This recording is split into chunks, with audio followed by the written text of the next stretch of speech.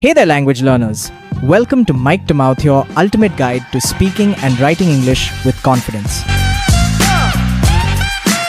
This is M2M, where we turn your words into power. Whether you're just starting out or refining your fluency, you're in the right place. Every episode, we break down practical tips, real-life conversations, and expert tricks to help you think, speak, and write like a pro. So if you're ready to level up your English, grab a notebook, hit subscribe, and let's make every word count. This is Mic to Mouth, where your voice finds its strength. Let's begin.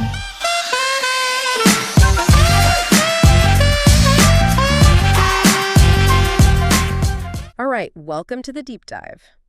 Today, we're getting into something really common, something I think holds a lot of people back when they're learning English. It's that fear of actually speaking it. Yeah, especially in situations where it feels like there's pressure, like for work or important conversations. Exactly. And it's a massive hurdle, isn't it? The research you found, that's pretty striking. It really is.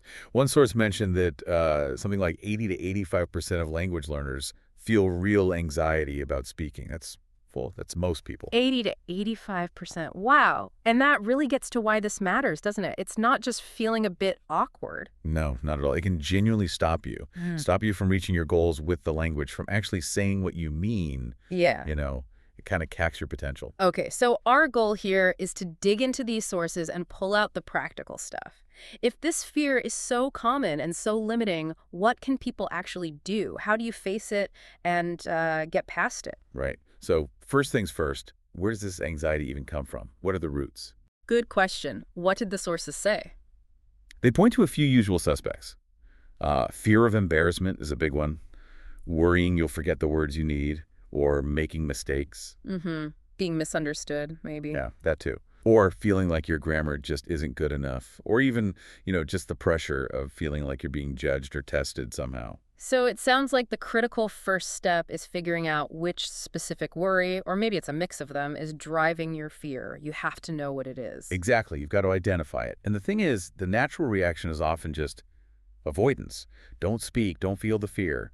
Simple, right? Yeah, simple, but not helpful in the long run, apparently. The sources say that avoiding it actually makes the fear worse. It does. It reinforces the idea in your brain that speaking English is genuinely scary and something to avoid. It feeds that negative cycle. Okay, so avoidance is out. The message then is you have to engage with it somehow. Yes.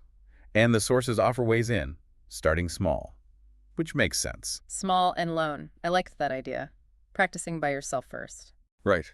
Like shadowing audio, just repeating what you hear, or reading aloud. Things that build the physical comfort, the muscle memory, without the social pressure. Building a base. And then maybe move to lower stakes interactions. Yeah, find a comfortable space. Language exchange partners online. Maybe join a conversation group. Somewhere less intimidating than, say, a big work presentation. Okay, and this leads into something called graded exposure, right? Based on CBT. Exactly. This is a really powerful technique. The core idea is you create a list, a hierarchy of speaking situations. So, like, starting with something super easy. Maybe just saying one sentence to yourself in the mirror. Yeah. And at the other end, the thing that feels most terrifying, like speaking in front of a large group. And the goal is to work your way up that list, deliberately putting yourself in slightly more challenging situations over time. Precisely. It will feel uncomfortable. That's the point. You're facing the fear directly. But by doing that and managing the discomfort, you gradually build real confidence. You're teaching your brain it's okay. It's not actually dangerous. Okay, beyond exposure, mindset seems huge here too. Oh, absolutely.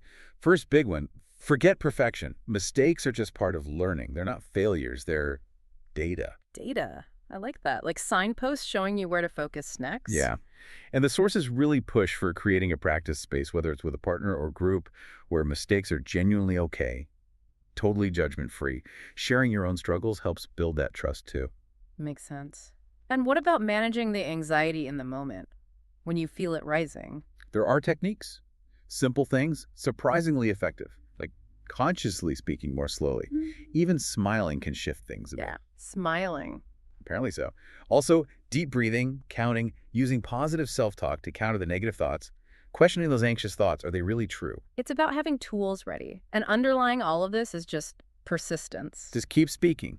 Frequent practice is what chips away at the fear over time. It desensitizes you. Right. And you need the building blocks for that practice, too. The sources talk a lot about increasing your input. Yes.